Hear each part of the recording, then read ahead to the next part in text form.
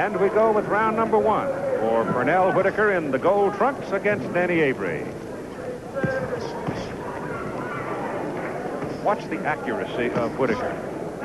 He has been over the last couple of years really coming into his own. But Avery knows something about this game. He's been around. And he comes out of a very good stable of fighters, the Petronelli brothers.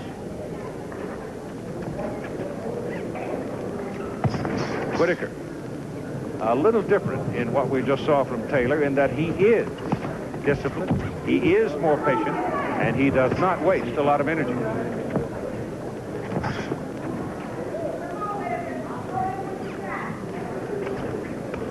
Little more deliberate pace in this fight. Avery trying to step in to hook the right hand. And Whitaker will have none of it.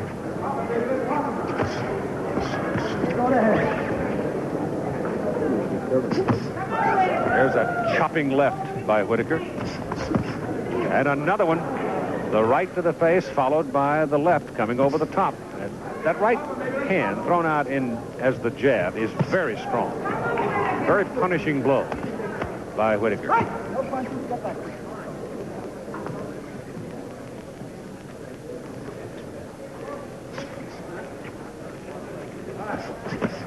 Whoa, a combination by Whitaker, and that jarred Avery right down to his shoes. But he wore it well. So Whitaker has landed 3 good, solid lefts to the head here in this first round.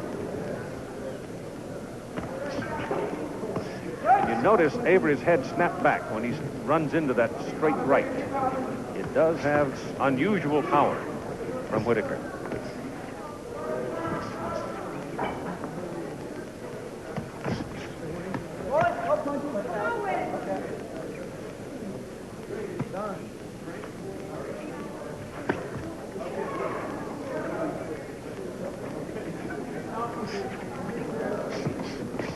Avery backing away with the jab to get out of the corner. And Whitaker now literally stalking him.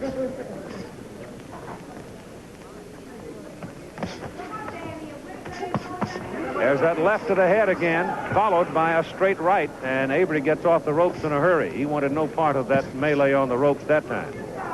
So he's been stung by 4 of Whitaker's left hands in this first round.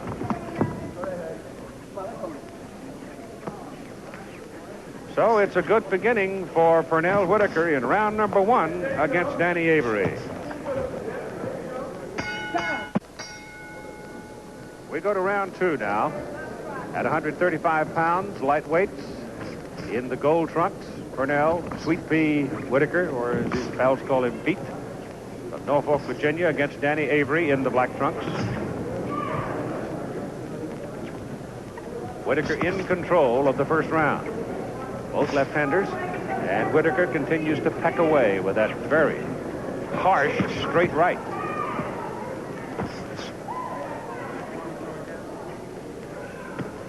Whitaker controlled the first round, and he's got the pace starting the second.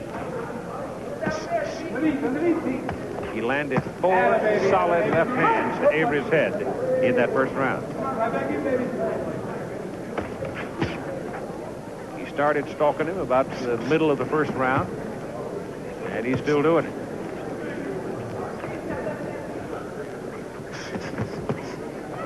Quick hands.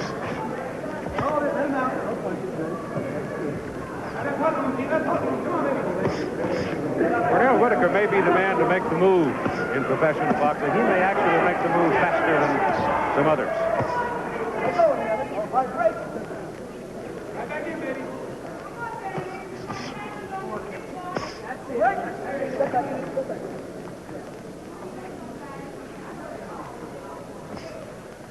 Remember the 90-meter. Oh, he's got him as Avery takes a solid shot to the head and just slowly crumbles on the ropes. Up, trying to shake it off. This may be over. Well, Tony Orlando's going to let him go, but he's in trouble. Now let's see the finishing ability of Pernell Whitaker, whether or not the experience of Avery will prevail here, and he will be able to survive. Eyes still look cloudy. He took a solid shot and came up shaking his head. He's still trying to clear his head. Whitaker biding his time. He didn't come in flailing away. He's trying to find it, and Avery now, gambling on a wild left hand, misses with it and begins to look a little better. Left hooking over the top, right coming from underneath. Both scored for Whitaker. Here's that straight right, and it has such power in it that it literally stops Avery in his tracks. Now he hooks the right, and Avery bleeding some from the nose.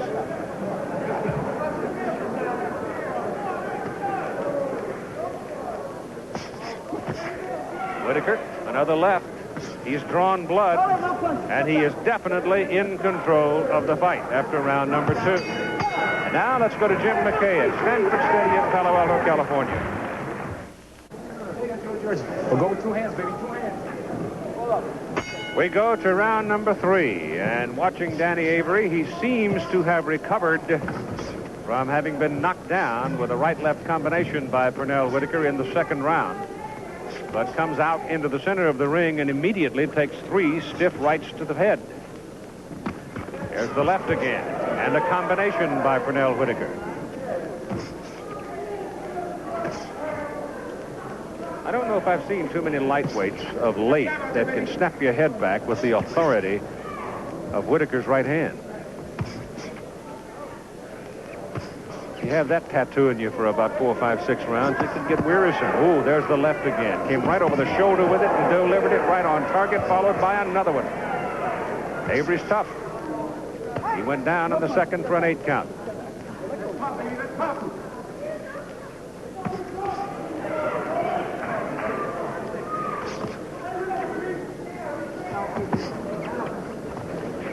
Avery sliding away from that left, but the left comes in as an uppercut, and it jars Avery, and again he's bleeding from the nose. Whitaker being quite deliberate. He didn't come out and start chasing and flailing away at Avery after you knocked him down. He was biding his time, and there's 2 combinations, a pair of them, and Avery took them solid on the jaw and stood.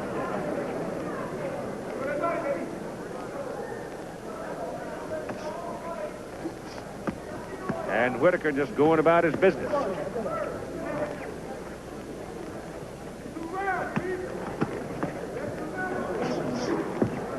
him out. Let him out. No punches. Step back.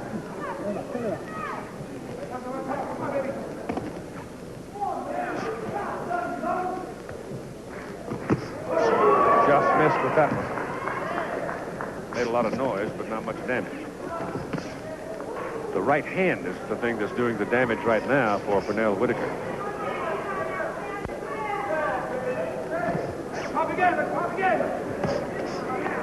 It's like walking into a post every time that thing comes popping out. All right, step back.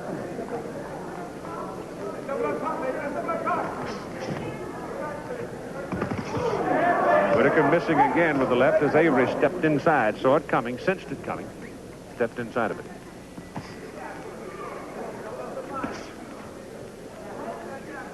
Less than a half minute to go now in round number 3, and Whitaker has been the boss of this one from the first bell.